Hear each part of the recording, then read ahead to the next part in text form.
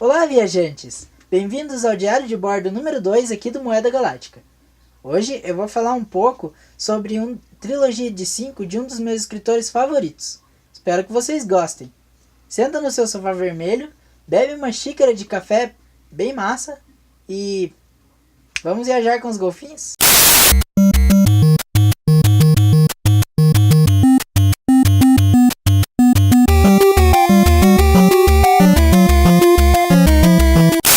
O tema de hoje é o Guia do Mochileiro das Galáxias, uma série de 5 livros que conta a história de Arthur Dent, um ser humano que vê a Terra ser destruída e vai para o espaço, acabando se tornando um mochileiro galáctico.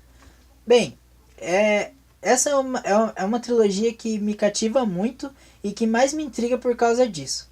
Ela foi escrita pelo Douglas Adams, que usa um humor negro e ácido para que tocar o nosso coração e nosso cérebro, fazendo a gente rir, fazendo a gente se encantar, pensar e, claro, faz vender livro também. Eu já tive e ainda tenho muitas reflexões em cima dessa história, sendo que na maior parte das vezes eu esqueço dessas piras que eu tenho e não chego a uma conclusão muito certa do que eu devo ou não pensar acima de tanta informação que o Douglas Adams deixa pra gente.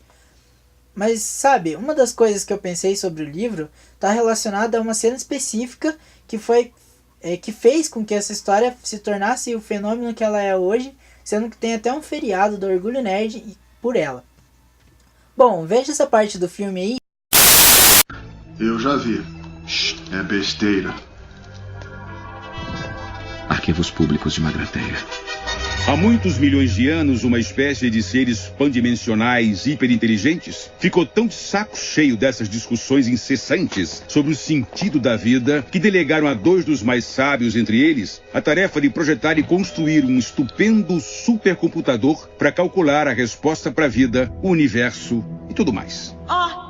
Pensador profundo, queremos que nos dê a resposta. A resposta a quê? A resposta para a vida, o universo e tudo mais. Gostaríamos de uma resposta. Uma resposta simples. Vou ter que pensar no assunto. Retornem a este lugar em exatamente 7.500.000 anos. Já terminou? Não, tem mais. Procurando arquivo. Eles voltam lá. 7.500.000 anos depois? É isso aí. Eles voltam.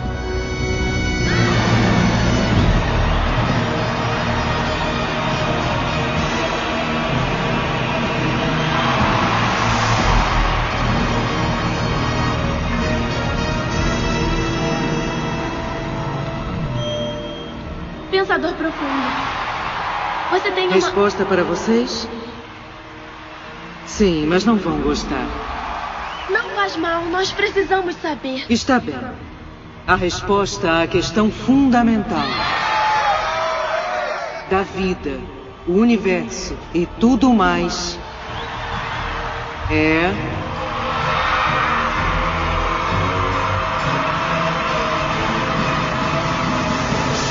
$42. 42? É sim, eu verifiquei cuidadosamente. É esta, 42. Besteira! Teria sido mais simples se vocês soubessem qual era a pergunta. Mas era a pergunta. A questão fundamental. Para tudo o que... Isso não é pergunta.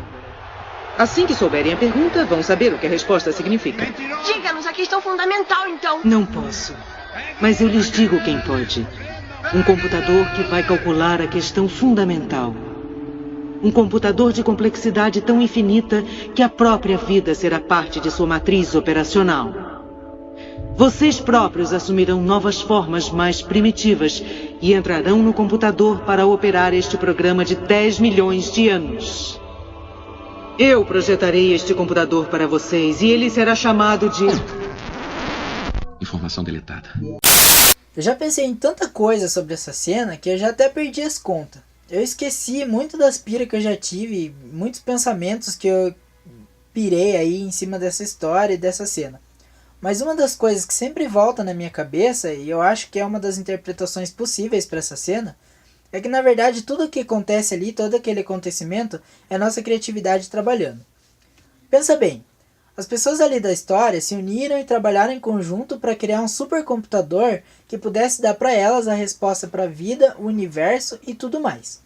Realmente conseguiram conquistar isso, sendo persistente o suficiente para esperar milhões de anos para tal resposta. Mas o que acontece no final? Eles se decepcionam. Tá, você deve estar pensando o que isso tem a ver com a nossa criatividade. Bom, a nossa criatividade trabalha dessa forma. A gente pensa em diversas coisas ao longo do nosso dia a dia, mas você já parou para pensar em quantas dessas coisas a gente realmente põe em prática? Bom, a gente tem que trabalhar e ser persistente para criar as coisas, sabendo que no final a gente vai se decepcionar com o resultado. É o que eu penso. Mas esse ponto, é bem nesse ponto que eu queria chegar. A gente não pode simplesmente parar na hora que a gente se decepciona, sabe? Largar tudo, parar de correr atrás daquilo que a gente deseja. O supercomputador diz, vocês precisam, na verdade, da pergunta. Ou algo assim. Eu entendo essa fala como um puxão de orelha para que a gente se planeje antes de fazer as coisas. Não sair fazendo que nem louco. Para que a gente projete certinho aquilo que a gente vai querer e ir fundo, sabe? Assim, a gente pode até se decepcionar com o resultado, mas a gente vai saber exatamente onde que a gente errou e para poder melhorar isso e poder entregar um produto cada vez melhor no final. A nossa vida é um eterno aprendizado e eu não acredito que a resposta para ela seja um número exato.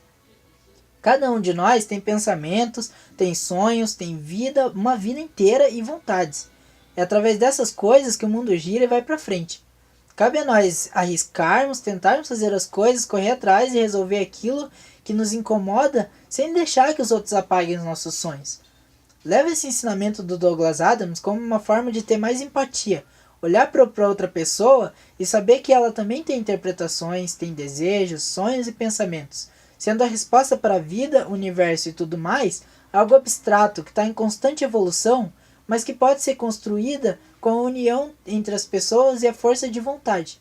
Então, o ensinamento que eu quero deixar para vocês hoje é para que a gente nunca desista de fazer as coisas que a gente tem em mente, dos nossos sonhos, da nossa capacidade, e a gente se una, a gente seja uma equipe para que a gente possa construir junto um sonho, algo cada vez maior, para que a gente possa chegar nessa resposta do universo, da vida e tudo mais, chegar cada vez mais perto de uma interpretação mais limpa, de uma união mais forte entre a gente, para a gente ter mais empatia, para a gente ter mais respeito e tolerância com o próximo, e para que a gente possa sempre crescer e correr atrás dos nossos sonhos dessa forma tão poderosa que a gente tem e que a gente pode fazer.